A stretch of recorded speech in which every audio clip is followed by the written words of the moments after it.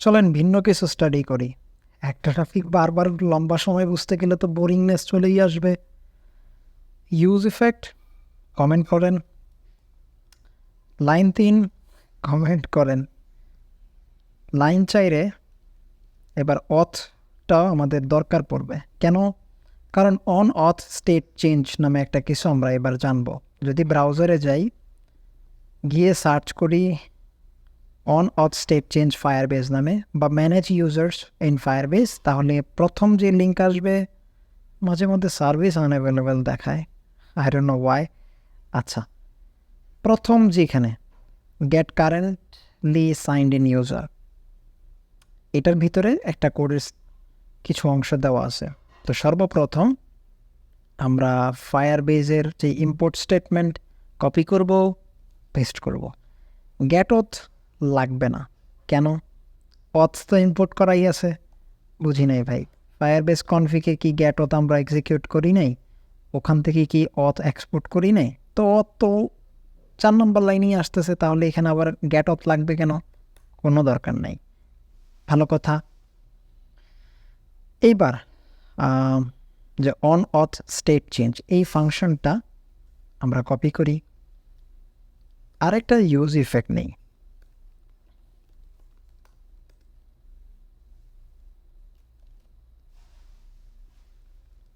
করলাম কোডটা copy paste. এই ফেলস যতটুকু আছে পুরোটা দিয়ে কেটে, এক কথায় যদি বলি অন অথ স্টেট চেঞ্জের মাঝে সর্বপ্রথম আমাদেরকে অথ প্রোভাইড করতে হবে। করলাম অথ প্রোভাইড। দ্বিতীয়টা একটা কলব্যাক ফাংশন প্রোভাইড করে। কে প্রোভাইড করে? এই ফাংশনটা। অন অথ স্টেট চেঞ্জ ফায়ারবেস এরকম করে লিখে রাখছে যে প্রথমে আমাকে অথ প্রোভাইড করতে হবে, দ্বিতীয়তে ফায়ারবেস একটা ফাংশন আমাদেরকে প্রোভাইড করবে আমাদেরকে, এবং সেটা আমরা ব্যবহার করব। কিভাবে করব?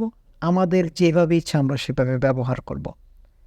এই ফাংশনের ভিতরে কিছু একটা তারা আমাদেরকে দিয়ে দেয়। ঠিক মনে আছে সিম্পল সাইন আপ যখন করেছিলাম, একটা কলব্যাক ফাংশন দেনের ভিতরে তারা আমাদেরকে প্রোভাইড করেছিল, যেখানে আমাদেরকে ইউজার দিয়ে সেটা রিসিভ করতে হয়েছিল। এখানেও ইউজার দিয়ে রিসিভ করে অনেকে, অনেকে দেয় আমার ইউজার, অনেকে দেয় রহিমের বাপ করিম। আমার ইচ্ছা, আমি যা ইচ্ছা করব। মোট কথা আমাকে এই ভ্যালুটা কিছু একটা দিয়ে রিসিভ করতে হবে। মেকানিজমটা দেখেন কেমন। ফায়ারবেস বলছে প্রথমে আমাদেরকে অথ প্রোভাইড করবা, তারপরে আমি তোমাকে একটা ফাংশন প্রোভাইড করব। সে ফাংশনে তোমাকে কিছু একটা রিসিভ করতে হবে, তারপরে তুমি সেটা কীভাবে ব্যবহার করবা সেটা তোমার ব্যাপার। তো চলেন আমরা সেটাকে কনসোল করি। আমি রহিমের বাপ করিম দিয়ে করবো আমার ইচ্ছা, আমার কোড, আমি যেটা ইচ্ছা সেটা করব। কার বাপের কি? আচ্ছা, ভালো কথা। এখন ফায়ারবেসে যদি যান, এই লেখাটাতে খেয়াল করলে কি দেখবেন? Get the currently signed in user মানে কি? বর্তমানে যে লগড ইন ইউজার আছে তার তথ্যটা আমরা দেখতে চাই। এখন সর্বপ্রথম আমরা সকল কুকিজ ক্লিয়ার করে দেব।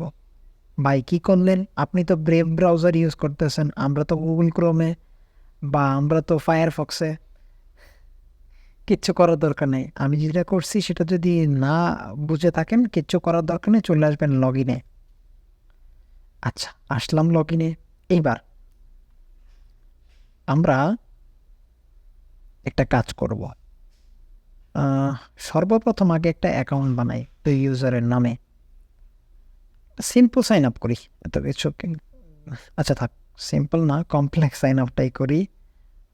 এটাকে হাইড্রেশন, আচ্ছা এটা পরে দেখতেছি।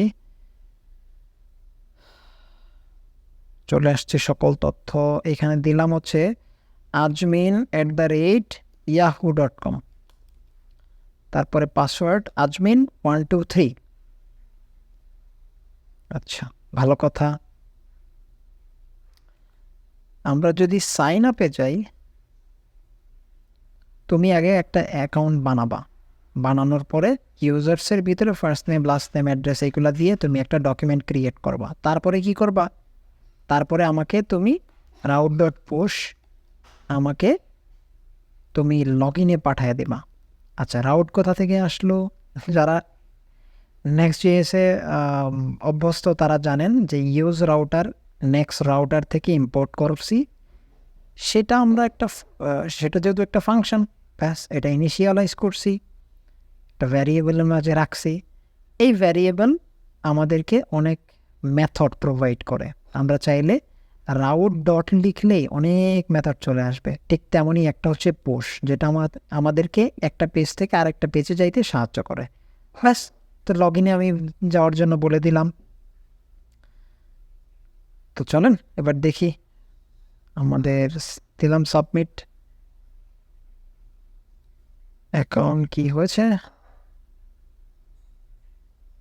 ইনভ্যালিড। ও, আমরা এখানে একটা ছোট্ট জিনিস দিই নেই, সেটা হচ্ছে ডকুমেন্ট আইডি,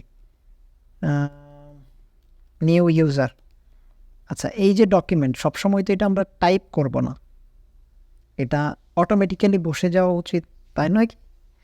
আপাতত টাইপ করেই দিই, পরে আমরা দেখব কীভাবে অটোমেটিক্যালি বসে যাবে। দিলাম সাবমিট, বলবে অথ ইমেল অলরেডি এক্সিস্ট।